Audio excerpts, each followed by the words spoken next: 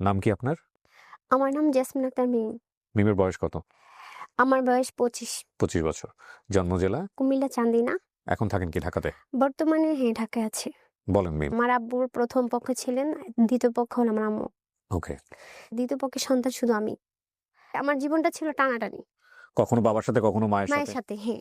তো একসময় আমার আব্বু মারা যায় এবং আমার আব্বুর সাথে আমার আম্মুর ডিভোর্সও হয়ে যায়। আপনার বাবা মারা যাওয়ার আগেই আপনার মায়ের ডিভোর্স হয়ে গেছে। ডিভোর্স হয়ে সো যায়। তো বাবা মারা যাওয়ার পর কার সঙ্গে থাকলেন? বাবা মারা যাওয়ার পরে আমি আম্মুর সাথে থাকা শুরু করি। আব্বু মারা যাওয়ার কিছুদিন আগে, প্রায় ধরেন মাসখানেক আগে, আমার আম্মু তখন কি করে একটা বিয়ে করে ফেলে। কিন্তু আমার আম্মুর তখন মোটামুটি ভালো টাকা ছিল। শাড়ি কাপড় বলেন এগুলো ইন্ডিয়ান থেকে ডাইরেক্ট নিয়ে এসে নামাতো। হুম। সে একটা পুরুষের মতনই কাজ করতো। মানে আমি ওই লোকটাকে কখনো বাবা হিসাবে গ্রহণ করিনি। আমি কিন্তু বরাবরই তাকে মামা ডাকি। ওই লোকটা কিন্তু আগে বিয়ে হয়নি। আমার আম্মু তার ফার্স্ট ওয়াইফ ছিল। এক সময় পরে দেখা যাচ্ছে যে আমার আম্মু মানে ওই আঙ্কেলটা মানে মামাটা আরকি একেক দিকে মেয়েদের সাথে উল্টাপাল্টা করে। আমার আম্মুর তখন মাথায় কাজ করতেছে না। হঠাৎ করে সে মানে আমাদের যে জমি জমা আছে না, সব আমার আপন খালামণির কাছে বিক্রি করে দিছে। বিক্রি করে সে ঢাকা চলে আসে। আপনাকে নিয়ে? হ্যাঁ, আমাকে নিয়ে এবং কেউ নাও ছিল। সেখানে আবার আমার একটা ছোট ভাই হয়। যখন আমি মোটামুটি বুঝি, 14 বছর চলে। কখনো মাদ্রাসায় পড়ছি, কখনো স্কুলে পড়ছি। পড়ানোর জন্য মানে আমার চাইতে আমার আম্মুর চেষ্টা ছিল। আবার স্কুলে ভর্তি হলাম। গার্লস স্কুলে পড়তাম আরকি। সেখানে একটা ক্লাসমেট ছিল। হ্যাঁ। তো ওর সাথেই আমি পড়তাম। ওর মামা স্কুল থেকে নেওয়া আসা করার জন্য আরকি আসতো। তো উনি আমাকে দেখে। ক্লাস 6 এর ঘটনা? হ্যাঁ, এটা 6 এর ঘটনা। ওকে। কোথায় যাচ্ছি, কোথায় থাকতেছি, আমার ব্যাকগ্রাউন্ড কি সবকিছু জানে। কিন্তু উনার সম্বন্ধে আমি কিছু জানতাম না। তো বলতো, "মিম, তোমার নাম্বারটা দাও।" পরে আমার আম্মুর নাম্বার দেই। দেওয়ার পরে আমি ও নাম্বারটা নেই। ওনা ফোন দিলে বলতো, "তোমার ভয়েসে না তোমার ভয়েস শুনে মনে হচ্ছে তুমি অনেক সুন্দর গান জানো। একটা গান বলো মিম।" এরকম বলতাম। পরে আমি গান করতাম। মানে গান গাইতাম। গাইতে, গাইতে একসময় মানে কথা বলতে, বলতে প্রায় ৩-৪ মাস হয়ে যায়। আম্মুর ফোনে কথা হ্যাঁ। বলেন? আম্মু বুঝতো না? না, আম্মু জানতো না। বলতে, বলতে এরকম ধরেন প্রায় ১ বছরের কাছাকাছি ধরেন একটু কম হবে। কখনো টাচ ফোন ইউজ করিনি। এই ছেলে আমাকে দিছে। ক্লাস 6 এ থাকা অবস্থায়? হ্যাঁ, 6 এ আপনার মা জিজ্ঞেস ১ করেনি ফোন বছরের মধ্যে। ফোন কোথায় পাইলি? হ্যাঁ, জিজ্ঞাসা করেছে। আপনি কি আনসার দিয়েছেন? আমি বলছিলাম কি আমাকে দিছে কে? একটা ছেলে দিছে। কেন নিছস? কি সম্পর্ক? আপনি সত্য কথাটাই বলছেন? হ্যাঁ, আমার আম্মুরও কথা হইছে কি যে এখন এগুলা কথাবার্তা বলিস না। ওর ফোন নিছে, ও দিয়া দিছে। ও কিন্তু তখন ইন্টার 2nd ইয়ারে পড়ে। আপনি তখন ক্লাস 6 এ? হ্যাঁ, পরে আমাকে বলল যে আমি তোমারে বিয়ে করব। মানে আমার তখন মন হাস্যকর লাগলো। কিসের বিয়ে করবে? মানে এগুলো কি বলে আজব। অবহেলা করা শুরু করলো। মানে ভাল লাগে না, আর কথা বলব না। এরকম। পরে না আমার বাসার সামনে এসে দাঁড়ায় থাকতো। তখন আমি দেখা যাচ্ছে উল্টাপাল্টা অনেক কথাই বলতাম। বলার পরে ও কান্না করতো। পরে একসময় আমার আম্মুর কানে গেছে। আমার আম্মু কথা হইলো কি, "তুই কথা বললি কেন? আর যদি না হয় তোর ফোন নিলি কেন?" হুম। তা আমি বলছিলাম ফোন ব্যাক দিয়ে দিব। পরে আমার আম্মু বুঝাইছে, পরে আমি রাজি হয়ে গেছি। আমার আম্মুর কথা হইছে কি, আমি আরেকটু বড় হই, হুম। বিয়ে হয়ে যাক, এনগেজ করে ফেলবো নে। যদি তোমার ফ্যামিলি রাজি হয় তাইলে আমরা দিব, সমস্যা নাই। মানে আপনার মা কথা বলছে? হ্যাঁ, আমার মার সাথে কথা হইছে ফোনে। ভাই কিছুদিন পরে জানতে পারি কি জানেন, তার নিকাতন বাড়ি আছে। ছেলে আমাকে কিন্তু এগুলো বলে নাই। ও বলছে কি জানেন, ও ভাড়া থাকে। তাহলে ও আমার সাথে এই বিষয়টা মিথ্যা বলছে। কি মানে করা যায়? বড় লোকের কাছে আপনার আমি করব না। আমার আম্মু বাদ আমি করব না। গুলশান নিকেতনে বাড়ি এই ছিল? Gulshan Niketan. Also very interesting. হ্যাঁ, পরে সেলফ রেসপেক্ট মানে আত্মোপলব্ধি। আমার স্ট্যাটাস এইটা। সো আমি বড় লোকের একটা ছেলেকে যদি বিয়ে করি আমাদের সাথে ম্যাচ হবে কিনা এটা হচ্ছে বিষয়। তো আমার আম্মুর কথা হচ্ছে, এখানে তোর পড়াশোনা শেষ হয়ে যেতেছে। স্কুল তো আর যাওয়া সম্ভব না। আমার আম্মু তাড়াতাড়ি করে বলল কি, "এক কাম করি, তুমি এক কাজ করো, ওর মামার বাসায় পাঠাই। ওর মামার বাসা থেকে যত টাকা খরচ লাগে, আমার যদি সামর্থ্য না থাকে, বিয়ের যত খরচ আছে আমি ওখান থেকে গ্রহণ করব, সব দিব। ওখানে ভালো পরিবেশ, আমার মামার সবকিছু আছে, ওখান থেকে বিয়ে দিব।" আচ্ছা ঠিক আছে। আমিও চলে গেলাম। মামার মেয়ে আছে, ও মাজার রোডে থাকে। ওখানে আমি গেলাম। ওখানে আমার মামা বলছে আমাকে স্কুলে ভর্তি করাই দিবে। দেওয়ার পরে আমি ওখানে পড়াশোনা করব। ওই ছেলের সাথেও কথা বলছে আমার মামারা। বলছে, "হ্যাঁ, অপেক্ষা করো, দিব।" আমি তো ওকে পছন্দই করি না। বিরক্ত ফিল। ও ফোন দিলে আমি সব সিম-টিম অফ করে ফেললাম। আমাকে ফোন দিয়েছে বললাম না, আমি ফোনটা কিন্তু ব্যাক দিতে চাইছি, বুঝছেন? ও নেয়নি। আর না নিলে তো আমি এটা ফেলে দিতে পারি না। তখন ওই ক্ষেত্রে আমার কাছে ছিল। কারণ তখন আমি তার সাথে কথা বলতাম। আমার মামার মেয়ের বাসায় যে আমি যেখানে উঠছি আরকি, যেখানে থাকতে মানে থাইকা পড়াশোনা করব, হ্যাঁ? পরে আমার ব্যাটারির তো সমস্যা হয়। ব্যাটারি চেঞ্জ করতে যাই। মানে এগুলা নিয়ে ওই দোকানে ওই ছেলেটা কাজ শিখতো। ঠিক আছে? পরে কি আপনার বাসার পাশে কোনো দোকান? মামার বাসার থেকে ধরে এই যে সামনে নিচে এরকম ওকে। সো ওই দোকানে যেতেন, ওই দোকানে একটা ছেলে কাজ করতো। কাজ শিখতো। হ্যাঁ, কাজ শিখতো। কাজ শিখতো, হ্যাঁ। ওকে। তো ব্যাটারি চেঞ্জ করতে যে তখন আমি বলি যে, "ভাই আমার ফেসবুক আইডি খুলে দেখ।" সেক্ষেত্রে তো অবশ্যই নাম্বার দিতে হবে। নাম্বার দিয়ে ওরা ফেসবুক ঠিক মানে সবকিছু ওরা ঠিক করে দেয়। দিয়ে আমি বাসায় আসি। ওরাই খুলে দেয় হ্যাঁ, ফেসবুকে? ফেসবুক সব খুলে দেয়। আমার ব্যাটারির সমস্যা ছিল, ব্যাটারিটাও চেঞ্জ করে দিছে। আমি বাসায় আসা না মানে আসতে না আসতেই ফোন চলে আসছে। আমি বললাম, "কে? হ্যালো, কে? আপনি কে?" কয় মানে উনি আমার সাথে একটু আননোন পার্সন মানে চিনি না এরকম একটা ভাব নিয়ে ভনিতা কথা বলে করতেছে। না, হ্যাঁ মজা নিচ্ছে। আমি বললাম আপনি কি পাগল ছাগল, আপনি কেন ফোন দিচ্ছেন? মানে আমার কথার সাইজ তেমনটা সুন্দর ছিল না, গুছায় কথা বলতে পারতাম না। পরে উল্টা পাল্টা বলতেছি, আপনি যা বলেন বকা দিলেও ভালো লাগে। এটা বলার পর আমি যখন বাসায় যাই আবারও কল দিচ্ছে, ঠিক আছে আমি আপনাকে রাতের মনে করেন আনুমানিক 9টা-10টা বাজে ফোন দিয়ে বলতেছি কি আপনি যদি আপনার যে সুন্দর কণ্ঠ, আমার মনে হয় কি আপনি যদি একটা গান শোনান আমি আপনাকে ডিস্টার্ব করবো না। মানে আমি উনাকে একবার গান শোনালে উনার আর কল দিবে না। ওই যে উনাকে আমি বারবার, কারণ তখন আমি ব্লক লিস্টে বুঝতাম না। তা আমি বললাম প্রমিস? হ্যাঁ প্রমিস, আমি আর আপনাকে কল দিব না। পরে আমি মনে হয় আমি একটা গান শুনাই, একটা গান শোনানোর পরে আরেকটা গান শোনান।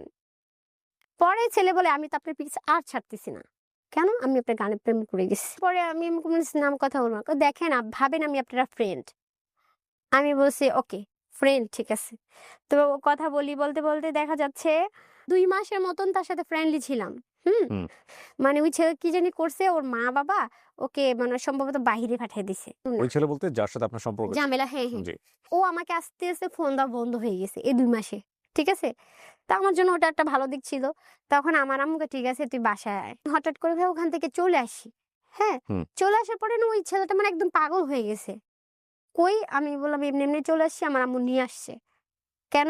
আমি বলছি জানি না। হ্যাঁ, আমার জন্য যেন এটা কেমন কেমন জানি করতেছে। হুম। মিম আমি তোর সাথে দেখা করতে চাই। পরে আসছে, আমি দেখাও করছি। কারণ ওই যে ফ্রেন্ড বলছি ফ্রেন্ড। হুম। হঠাৎ করে সেও আমাকে বলে যে আমি তোমাকে ভালোবাসি। এই ছেলেটা কি সেই ছেলে যে ছেলে কাজ শিখতো? হ্যাঁ, আমি যখন তার সাথে কথা বলতাম না, হাদিস ছাড়া কোনো কথা মনে হতো না। আমি কিন্তু তখন তাহাজ্জুদ নামাজও পড়তাম এবং কি অনেক মানে নামাজ পড়তাম, ৫ ওয়াক্ত নামাজ পড়তাম। হুম। মানে সবসময় হাদিস সম্পর্কে কথা বলতো। ঠিক আছে? আমি ইমপ্রেস হয়ে যাচ্ছি। মানে তার হাদিসে আসলে কিন্তু কিছু না, যে তার টাকা ছিল বা কিছু না, একটা বেকার ছিল। একটা কাজ শিখতে আসছে। তার বাড়িও চিনি না, ঘরও চিনি না, কিচ্ছু চিনি না। হঠাৎ করে আমার আম্মু বুঝছে, ওই যে আমার আম্মুর প্রশ্ন হচ্ছে তুই ওই ছেলেকে বিয়ে করস নাই, এখন কেন এই ছেলের লগে কথা বলবি? কিন্তু আমি কিন্তু এই ছেলের প্রতি দুর্বল হয়ে গেছি। আমার আম্মু পছন্দ করতো না। আমার মার কথা হইলে একদম মানে বেটা মানুষের লগে কথাই বলবি না। হুম। আমার সাথে রাগ করে আমার আম্মু হঠাৎ করে চলে গেছে। মানে তার কথা হইছে তুই একজন বেটার সাথে মানে মানুষের সাথে কথা বলবি? তুই বল আমি তোর সাথে থাকবো না। আমি চলে যাবো। আপনাকে কোথায় রেখে গেছে? এই মামার বাসায় ছিলাম। না আপনার আমার মামা? মামা, আপুর মামা। হ্যাঁ, ওদের কাছে রেখে গেছে? হ্যাঁ। আমারও জিদ চলে আসছে যে কেমন মা, সেভাবে চলে যাবে কেন? কিন্তু আমি ওর পিঠ ছাড়িনি। কারণ আমার কথা হলো ওই ছেলে তো আমাকে একটা ফ্ল্যাটে দেখছে। মানে দোতলা বাড়িতে দেখছে। কোন ক্লাসে পড়েন তখন? তখন এই মানে 6 এ 7 এ ভর্তি হইছি আমি। তার মধ্যে কিন্তু 1 বছর গ্যাপ হয়ে গেছে না, যে এখান থেকে এখানে যাওয়া যায় তো একটা স্কুলে ভর্তি হওয়া যায় না সাথে সাথে। ছেলের সাথে কিন্তু প্রায় 6-7 মাসের মতো কথা বলছি। আমারে বলতেছে কি মিম তোমার সাথে আমি আর দেখা করব। কারণ আমিও বলছি শুনেন আপনি যে আমার সাথে রিলেশন করতে চান, তখন আমার মায়ের স্টোরি সব বললাম। মানে সবকিছু ভেঙে বলছি এবং আমি কোথায় থাকি, কোন পরিবেশে থাকি আমি সব দেখাইছি। তাও শুনে কিন্তু সে আমার সাথে রিলেশনে জড়াইছে। আপনি তার সম্পর্কে জানতেন? যে তার সম্পর্কে সময়টাতে আমি কিচ্ছু জানতাম না। তো তাকে আপনার এত কিছু কেন বলতে হবে? না এইজন্য তো আমি বলিনি। তারপরেও যে ফ্যাক্ট কিন্তু ২-৩টা খেয়াল করেন। যখন আমি একটু শেষ করি ২-৩টা ফ্যাক্ট। একটা হচ্ছে ফ্যামিলি গাইডেন্স খুব ইম্পর্টেন্ট, খুবই ইম্পর্টেন্ট। এখানে ল্যাকটা কার? ল্যাকটা হচ্ছে ও যে বয়সটাতে এ ধরনের সম্পর্কে জড়াচ্ছে রিপিটেডলি, সেখানে ওকে গাইড করার মতো প্রপার মানুষটা নাই। ওর মা যেভাবে করছে গাইড, সেটা ওর জায়গা থেকে ও অ্যাকসেপ্ট করতে পারছে না। কেন পারছে না? সেটা হয়তো মেকানিজমে কোনো একটা প্রবলেম ছিল। একেকটা বাচ্চা একেক রকমভাবে জিনিসগুলোকে ডিল করে। বাট এই অ্যাডোলেসেন্স পিরিয়ডে বাচ্চারা এরকমের সম্পর্কে অনেক সময় জড়িয়ে যায়। এটা আনকমন কোনো কিছু না। এটা হয়তো ইউটিউবের এরকম কনটেন্ট দেখে অনেকের হয়তো মনে হতে পারে যে এটা হয় নাকি? হ্যাঁ, এটা হয়। এই বয়সটা খুবই উঠতি বয়স এবং ওই যে গ্রামের লোকজন একটা কথা বলতো যে কাকপক্ষী যাকেই দেখি তাকেই ভাল লাগে। তো কিন্তু এইখানে একটা প্রপার গাইডেন্স, অতিরিক্ত শাসনও করা যাবে না এবং একই সাথে এখানে বাবার যে অভাবটা সেটা কিন্তু এই গল্পের মধ্যে আছে। গল্পটা কোথায় দাঁড়াবে আমি জানি না, একটু শুনতে থাকি। মাঝখানে আমি সরে দিতেও চাইছিলাম। কারণ আমার আম্মু এটা পছন্দ করতেছে না। হুম। সে আমাকে বলতো কি তুমি যদি আমার জীবন থেকে সরে যাও আমি মরে যাবো, এটা করবো সেটা করবো। এরপর আমি এমনও মিথ্যা বলছি আমার আম্মু না আমাকে বিয়ে দিচ্ছে। হুম। তুমি আমার ভুলে যাও। এরপরে বলতেছে কি আম যে তোমারে বিয়ে করবে আমি তাকে এটা করবো সেটা করবো, তোমারে মেরে ফেলবো, মানে এই টাইপের কথা বলতেছে। এগুলো দেখে না সে তো আমার প্রতি খুব দুর্বল। আমিও তার প্রতি দুর্বল। পরে আমি তার সাথে কথা বলতেছি, মামার বাসায় থাকতেছি। থাকতে তখন তার সাথে সে কিন্তু মাঝে মাঝে ওই আমাদের যে এলাকা আছে না, হুম। মানে আশেপাশে আসতো, এসে দেখা করে চলে যেত। মানে তার সাথে মানে দূরে কোথাও আমি যাইনি। মামি পরে বলছে কি দেখি ওই ছেলেকে আমারও দেখার আছে। আমারও কথা হলো ঠিক আছে সে আমার স্থানটা দেখুক। হুম। দেখো পছন্দ না হলে চলে যাবে, না হলে না। পরে আমরা কি করলাম, আমার ওই মামির বাসায়, হ্যাঁ, আমার একটা ভাবি আছে, ওনার রুমে আনলো। ওনার রুমে আনার পরে একটা মানুষ আপ্যায়ন যেভাবে করা লাগে আর কি, সেভাবে আপ্যায়ন করলো তাকে। হুম। ফ্যামিলি, পরিবেশ সবকিছুই দেখছে। হুম। দেখার পরে সে চলে গেছে। যাওয়ার পরে সে আমার সাথে তাও ঠিক মতো সুন্দরভাবে কথা বলতেছে। বলার পরে আমারে বলতেছে কি, মিম তোমার আম্মুরে বল আমি তোমার বিয়ে করবো। ও কি করে তখন? তখনও বেকার, কাজই শিখে। বয়স কত? ইন্টার কমপ্লিট করে ফেলছে, বিয়ে ভর্তিছে কিন্তু পড়ে নাই। আর আপনি তখন ক্লাস 7 এ পড়েন। 7 এ, হ্যাঁ। বিয়ের প্রস্তাব দিয়েছে, হ্যাঁ, তারপর? দেখে মনে হবে এর মতন ছেলে আর পৃথিবীতে একটাও নেই। হ্যাঁ, আমার মামা মামি যে দেখছে সবাই পছন্দ করে ফেলছে। হ্যাঁ, ভদ্রতা দেখে। তো আমার আম্মুরা এসে বলছে, না ছেলেটা অনেক ভালো হবে, আপা রাজি হইয়া যাক। আমার আম্মুরও কান বলতো, ঠিক আছে দেখি। আমার আম্মুর মোট কথা হয়েছে যে আমাকে বিয়ে দিতে পারলেই বাঁচে। আমার আম্মু দেখলো, দেখার পরে আমার আম্মু বলছে, বুঝলাম তুমি আমার মেয়ের ভালোবাসা, বিয়ে করবা, ঠিক আছে বিয়ে দিব, কিন্তু তোমার আম্মু কোথায়, তোমার বাবা মাকে নিয়ে এসো। ওই বিষয়টা আসলে বলে কি, আন্টি আমার বাবা মাকে আমি রাজি করাবো। আয়া করছে, আপনারা একবার বিয়ে করাই দেন, বিয়ে করে ফেললে তো মাইনা না মাইনা কই যাবো। আমার আম্মা কইছে যে না আমি এভাবে বিয়ে করাবো না, গার্জেন ছাড়া কোনো বিয়ে হইব না। জানো আমার আম্মা কইছে যে তুমি তো বিয়ে করবা, বিয়ের খরচ তো না হইলো মিনিমাম 5-10 হাজার টাকা আছে, তুমি কই পাইবা, তুমি তো কাজও করো না। কাছে আমি 5,000 টাকা ম্যানেজ করে দিব। আমার আম্মু কি করছে, 5,000 টাকা নিয়ে গেছে ওর থেকে। আমার আম্মুর বিয়ে পড়ে নাই, ওর ফ্যামিলির কথা বলছে। বলছে তাহলে ফোনে কথা বলাও, সেটাও পারবে না। তো আম্মু কাছে তাহলে ঠিক আছে যাও। আমার আম্মু টাকাও দেয় না, ওটা দেন। আমার আম্মু কাছে হে ফোন দিলে ফোন ধরবি না, হ্যাঁ খারাপ ভাববে, আস্তে আস্তে শেষ হয়ে যাবে, শেষ। দুজন দুজনের সাথে যোগাযোগ ঠিকই আছে। আমাকে হঠাৎ করে একদিন বলতেছে জন্ম নিবন্ধন লাগবে। আমার বয়স কত, আসলে জন্ম নিবন্ধন বয়স আমার মাত্র তখন 14 বছর চলে। আমার জন্ম নিবন্ধন নিল প্রায় ধরেন না হলে মানে 18-19 বছর তখনই দিয়ে রাখছে, মানে অনেক ডাবল বয়স বাড়ানো। পরে মানে কাগজে সব বাড়াইলো, বাড়ানোর পর আমাকে ফোন দিল, তুমি আইসো অমুক দিন। তাহলে হালকা হালকা বৃষ্টি পড়তেছে, আমি গেছি। আমাকে একটা কাজু পিস ঢুকালে বলতেছে কি, কেটা চিনো? আমাকে না, কেটা কাজু পিস। আমি কি এখানে কি করবেন? বিয়ে করবো। আমাকে না, এভাবে কিভাবে বিয়ে হয়? তুমি যদি এখন না করো তাহলে হেরা ভাববে আমি তোকে জোর করে আনছি, তাহলে আমাকে পুলিশে দিয়ে ফেলবে। ভাই এই কথাটা ও সত্যি বলছে। বলার পরে আমি তো তার প্রতি এমনি দুর্বল, এর মধ্যে আবার পুলিশের কথা বলছে, আমার ভিতরে ভয় ঢুকছে। আর আমি তো চাই না তাকে ধরে নিয়ে যাক। পরে আমিও কি করলাম, রাজি হলাম। হওয়ার পরে ওখানে এসে দেনমোহর মানে কাবিন টাবিন করলো। ওই হুজুরও কিন্তু আমাকে দেখে প্রথম বলছে, বাচ্চা একটা মেয়ে, এটা কিভাবে? কই সমস্যা নেই, করেন। মানে ও এমন একটা ছেলে ছিল, যেখানে যেত না ও ফ্রেন্ডলি হয়ে যেত। সবাই জানে যে ওর মতন ছেলে হয় না। সাক্ষী ছিল ওখানে? সাক্ষী ওর সব বাইরের লোক, মানে নিজের লোক কেউ ছিল না। আপনার পক্ষ থেকে কেউ ছিল না? কেউ না, কেউ ছিল না। পরে বিয়ে হয়েছে। আপনি ক্লাস 7 এ পড়েন তখন? হ্যাঁ হ্যাঁ, ওর বয়স কত হতে পারে? 12 থেকে 14 বছর সর্বোচ্চ। 14 14। 14 বছরের, হ্যাঁ 14 একটু বেশি বা 1-2 মাসের এদিক ওদিক হবে। পরে আমার আম্মুকে ফোন দিছে, যে ছেলেটাকে আপনি বিয়ে করছেন সে আপনার মাকে ফোন দিয়েছে? ওই কাজেই দিছে। কাজে দিয়ে কি বলেছে? যখন বলছে যে ওর মারে ফোন দেন দেখি মানে কি রাজি বলে? কিনা, হ্যাঁ কি বলে। পরে আম্মুরও ফোন দিছে, আমি তো বলছি বিয়ে করাবো না, তারপরে যত মেয়ে চলে গেছে, কিছু হইলে আর আমরা জানি না। ওকে এটাও হয় গো ব্যাপার, আমি আর জানি না। এটা করে আম্মু ফোন এটা বন্ধ করে দিছে। পরে ওদিন আমি বিয়ে করলাম। আমার মনে হচ্ছে যে মানে কেমন যেন একটা ভয়ও ফিল, মানে ভয় ছিল, মানে কোন আনন্দ ছিল না, কিন্তু বুঝি না, কিন্তু ভয় ছিল। আমাকে বাসায় দিয়ে ও চলে গেছে। আমি যেহেতু আমার মামার বাসায় থাকতাম, আনুমানিক 6 মাস 4-5 মাস এরকম হবে। হঠাৎ তার কাজ শিখা শেষ, সে একটা জায়গায় জব নিছে। তখন আমি যখন বিয়ে করছি না, আমার আম্মু আমাকে ঘরে জায়গা দিবে না, মানে আমার ভরণ পোষণের দায়িত্ব নিবে না। ওই যাই, ছেলেও বেকার, আমিও, মানে আমি তো তখন কিছুই করতাম না। আমার যে মামার বাসায় রেখে গেছে, ওই মামা আবার একটু ভালো ছিল, মানে সব মামার থেকে ওনা একটু অন্য টাইপের। আমার প্রতি মানে মায়া ছিল। ওনার বাসায় থাকতাম, ওনার বাসায় খাওয়া দাওয়া সবকিছু করতাম। ও কিন্তু আমাকে কোনো হেল্প করতে পারতো না, মানে টাকা পয়সা বা এরকম আছে কোনো কিছু করতে পারতো না, আমিও চাইতাম না তার থেকে। পরে আম্মু কম বেশ টাকা ওই দিয়ে হেল্প করতো। এভাবে চলার পরে আমি আমার আলাদা একটা রুম নিলাম।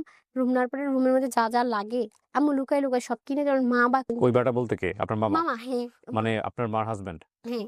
মানে আপনারা একসঙ্গে থাকা শুরু করলেন? 1 সপ্তাহ মানে না, একসাথে থাকা শুরু করে না। ওই যে বিয়ে করে ফেলছে, আলাদা একটা জানাজানি হয়ে গেছে না, প্রথমেই তো হয়ে গেছে। তখন আমার সবকিছুই আলাদা করতে হয়েছে। আমার মামার বাসায় রুম নিয়েছি।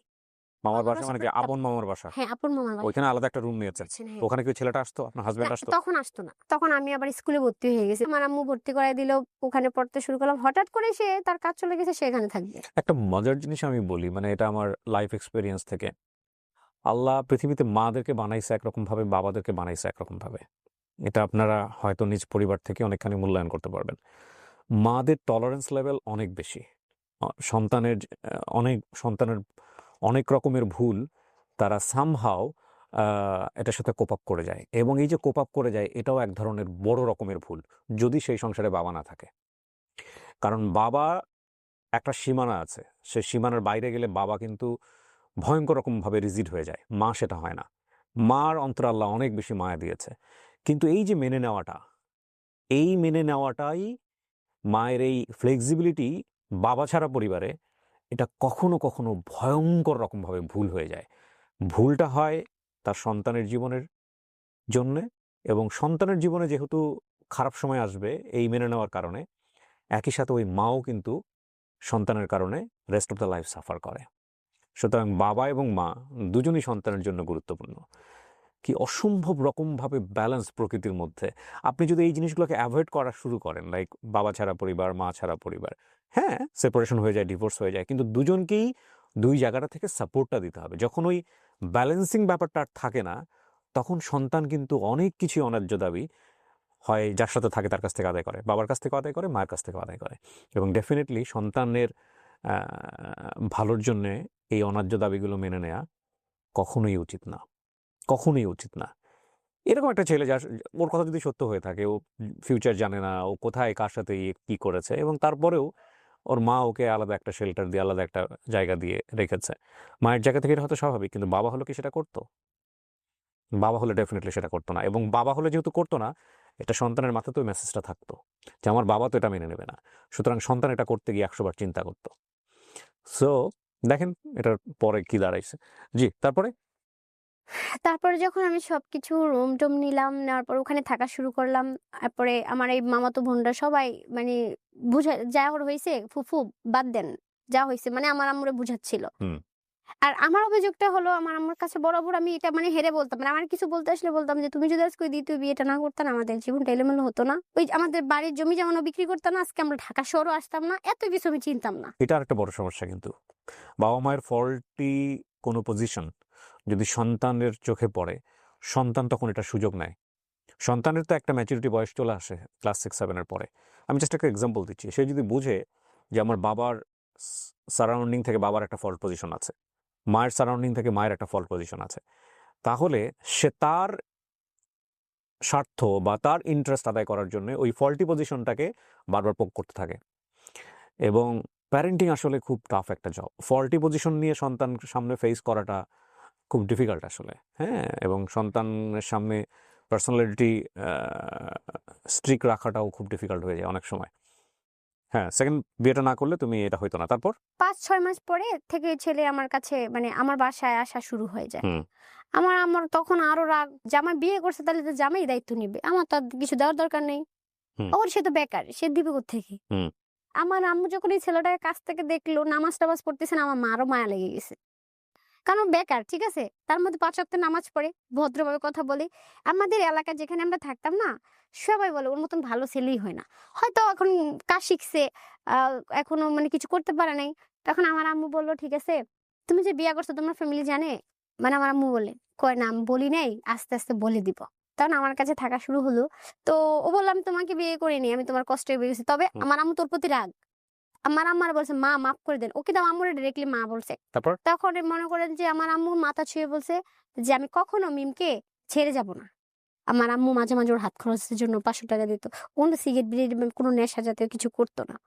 তখন আমি স্কুলে ভর্তি হলাম, পড়াশোনা শুরু করলাম। আমি আসার পরে না, বাড়িটার আশেপাশে দেখতো ওই চিপায় ওই চিপায় কথা বলে ফোনে। একদিন আমি স্কুল থেকে আসছি, আসার পরে রাস্তার এখানে দাঁড়াদের ফোনে কথা বলতেছে, হেসে হেসে কথা বলতেছে। বিয়ের কতদিন পরে? 6 মাসে যায়নি। পরে আমি কি করলাম, ওর সিমটা খুলে আমার ফোনের সিমটা লাগাই। লাগালে ইমোর মধ্যে যাইলে নাম্বার দিলে তো অটোমেটিক কোড চলে আসে, বসে যায় না? তো চলে আসে সিমটা। আসার পরে ভাইয়া দেখলাম মাহি নামে 2টা মেয়ে। তারপরে যা হইছে হলো, এলাকার মধ্যে মেয়ে থাকে না? যে মেয়ের সাথে বড় বোনের সাথে প্রেম করছে, এই মেয়ে ছোট বোনের সাথেও প্রেম করছে। তো এগুলোর তো বিয়ে হয়ে এগুলো গেছে। জানলেন কিভাবে আপনি? কিভাবে জানছি? সবাই যে ফোন হ্যাক করলাম, ভয়েস রেকর্ড, ফোনের মধ্যে অটো রেকর্ড চালু ছিল। সিম দিয়ে তো কল রেকর্ড পাওয়া না, যায়। না, এটা ওর ফোন থেকে পাইছি। ভুলে 1টা 2টা থেকে যায় তো ডিলিট করে নি। হ্যাঁ? ওই সময় আমি কেমনে ফোন টিপতে টিপতে এই রেকর্ড গুলো আমি পেয়ে গেছি। আপনারা এই যে গল্পের এই পর্যায়ে এসে এতটুকু শুনে অনেকেই ওকে জাজ করবেন না যে এই মেয়ে না জেনে শুনে বিয়ে করছে, এই মেয়ে না জেনে শুনে এটা করছে, এই মেয়ের জীবন এটাই হওয়া উচিত, এই মেয়ে এরকম সেরকম অনেকে আজে বাজে মন্তব্য করবেন। বাট আমি আপনাদেরকে একটা কথা বলি, এর চাইতেও সরল, এর চাইতেও বোকামো অ্যাক্টিভিটি দিয়ে ভরা বাংলাদেশ, ভরা। আমি আপনাকে বলতেছি, আমরা এই গল্পগুলো আপনাদের সামনে নিয়ে আসি একটাই কারণে, একজনের ভুল থেকে যাতে আমরা সচেতন হই।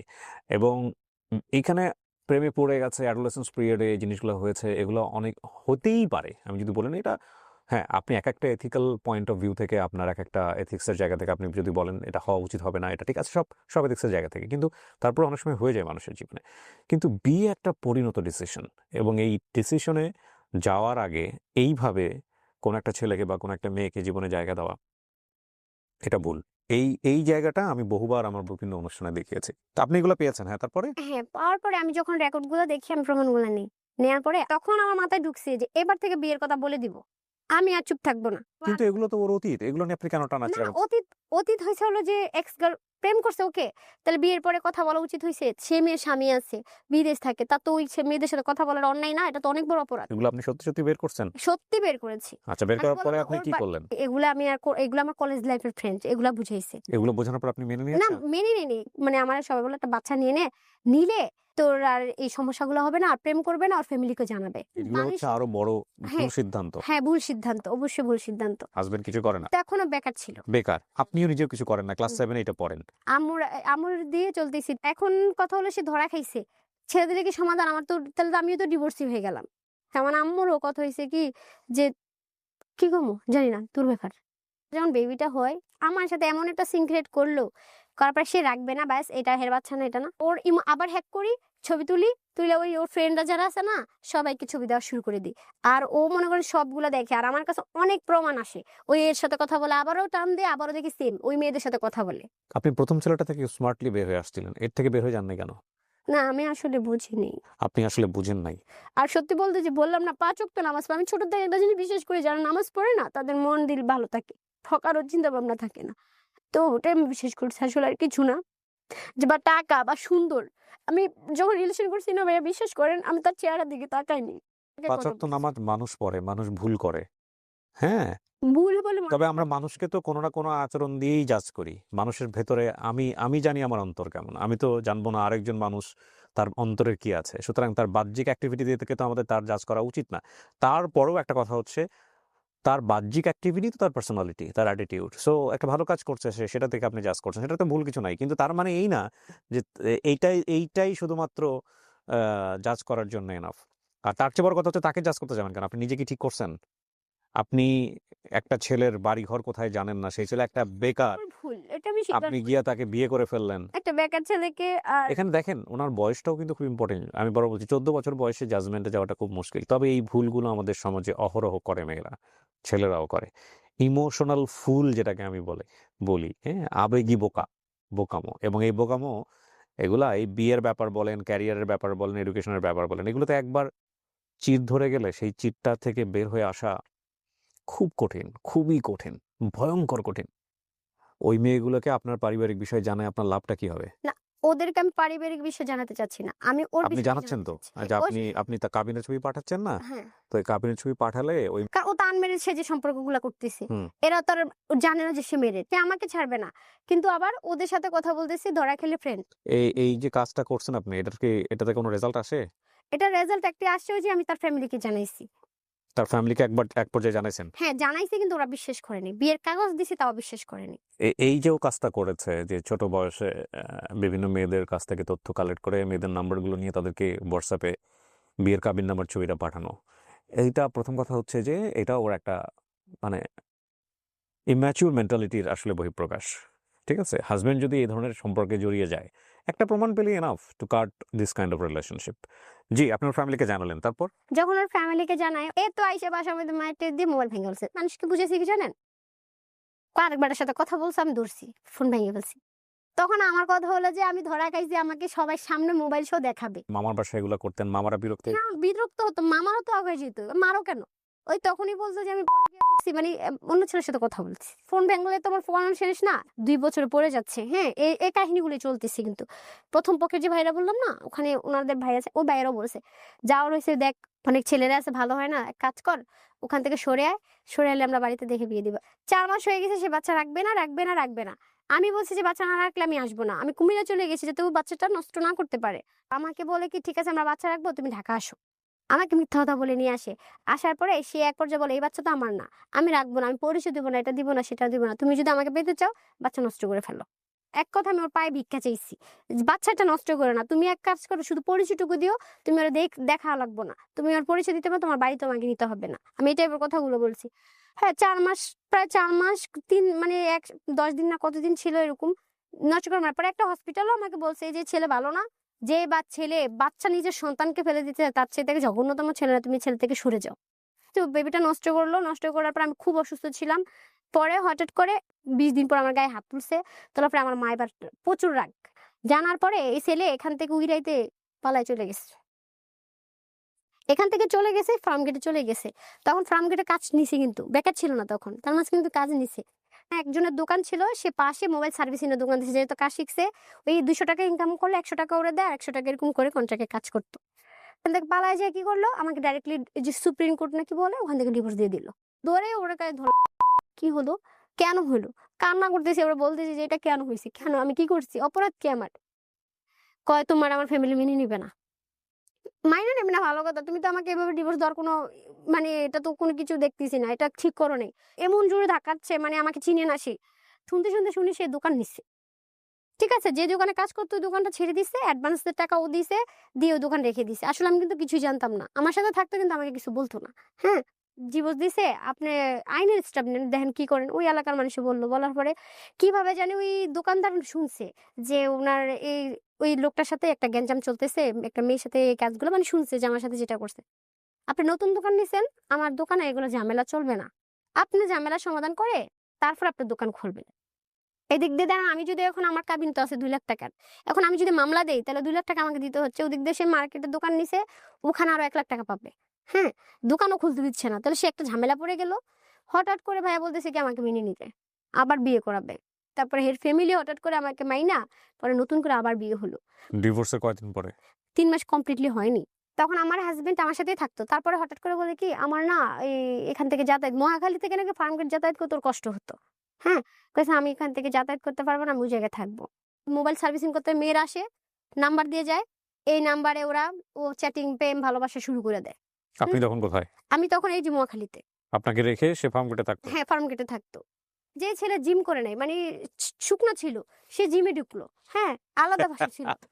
হ্যাঁ, কিন্তু ভাইয়া ওই যে কোনো অবহেলা ছিল না। ধরেন আমিও ঠিক ছিলাম, বাহিরের মেয়েরও ঠিক ছিল। আমি বুঝতে পারিনি যে সে পরে, আমি তো জানি মেয়েদের সাথে কথা বলাটা নেশা আছে। আসলে ওর গল্প শুনে ওকে কি অ্যাডভাইস করবো বা আমি কি বলবো আমি বুঝতে পারছি না। তবে একটা কথা বলি, মানে জীবনে যদি কোনোদিন এরকম সিচুয়েশন দেখেন যে অপর পক্ষ থেকে কোনো এক তার জায়গা থেকে এরকম মনে হচ্ছে it's a kind of race, say always এরকম করে বেড়াচ্ছে আর আপনি তার পিছে পিছে বিভিন্নভাবে তাকে আটকানোর চেষ্টা করতেছেন, এটা সম্পূর্ণ ভুল স্টেপ, ভয়ঙ্কর রকমভাবে ভুল স্টেপ। হ্যাঁ, স্টেবল রিলেশনশিপে থেকে থাকেন, সেটা যদি বিবাহিত সম্পর্ক হয়, একবার তাকে আপনি বলতে পারেন যে তুমি এটা করছো, তুমি এটার জন্য সরি কিনা, তুমি এটা করছো, তুমি এটা বুঝে শুনে করছো কিনা, এটার জন্য তুমি অনুতপ্ত কিনা।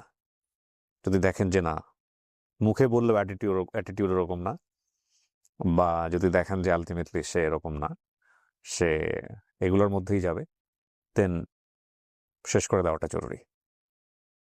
তারপর এভাবে তো চলতেছে। তো প্রায় আমি একটা ইন্স্যুরেন্স কোম্পানিতে ট্রেনিং চলতেছিল নতুন অবস্থায়।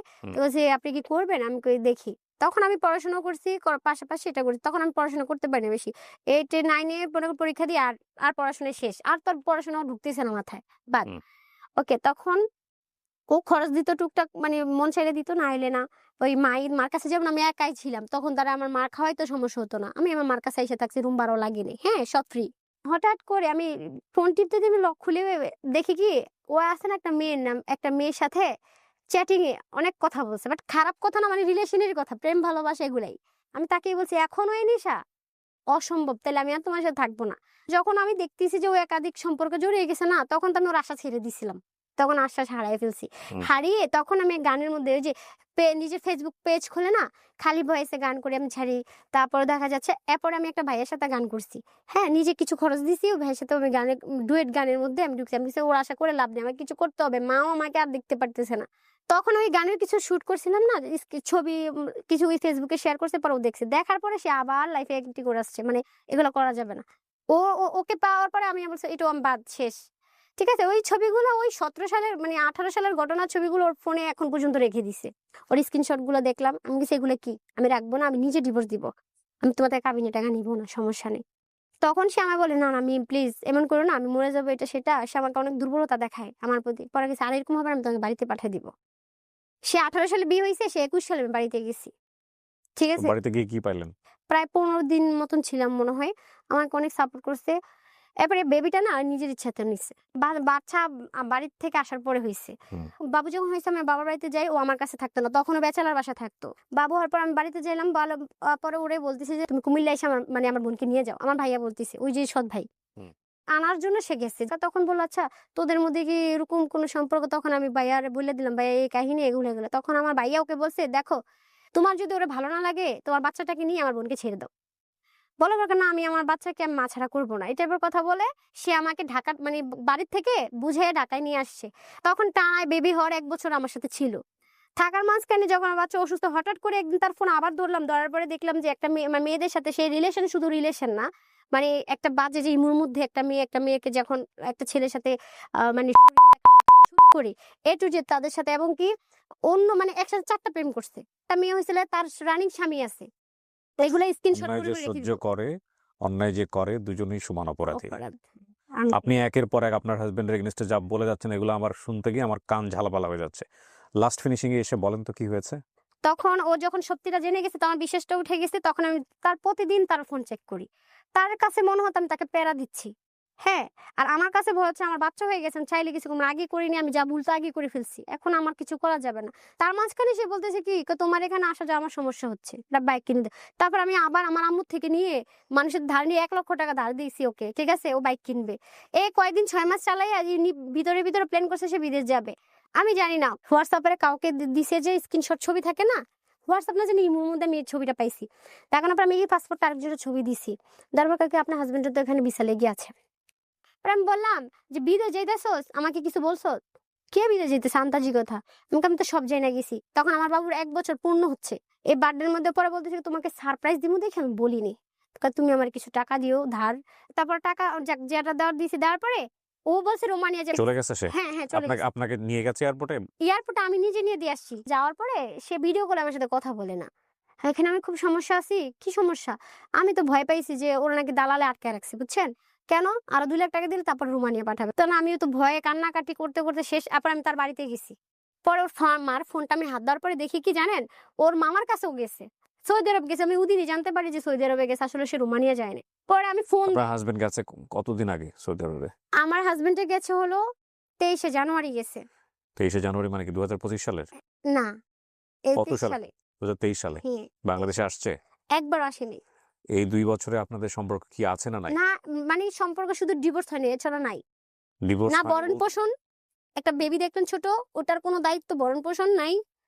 এরপরে যা হইলো লাস্ট কমিউনিকেশন কি হয়েছে আপনার হাসবেন্ডের সাথে? কবে কথা হয়েছে?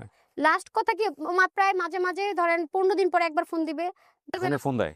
ফোন দেয় 15 দিন পরে। ও মামলা করছিলাম আমি আবার ওর নামে। ও জানে এটা। জানার পরে কিসের মামলা করেছেন? মামলা করেছি যে বাচ্চার ভরণ পোষণ দেয়নি।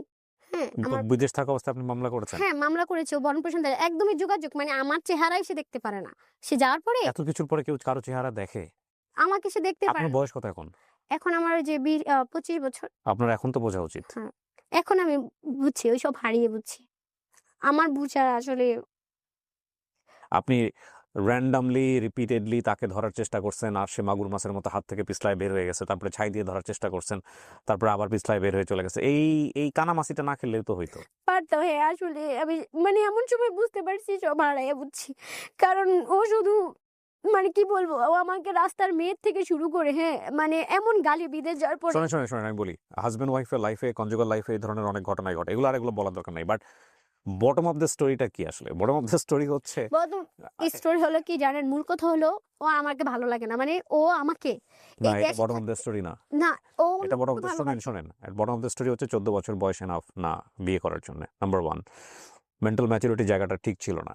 সো নাম্বার 2 হলো এমন সবচাইতে ইম্পর্টেন্ট যেটা, এমন কাউকেই বিয়ে করা উচিত না যেই ছেলের পারিবারিক খবর আপনারা জানেন না, যে ছেলে কোথায় বা যে মেয়ে কোথায় বড় হয়েছে, কিভাবে হয়েছে।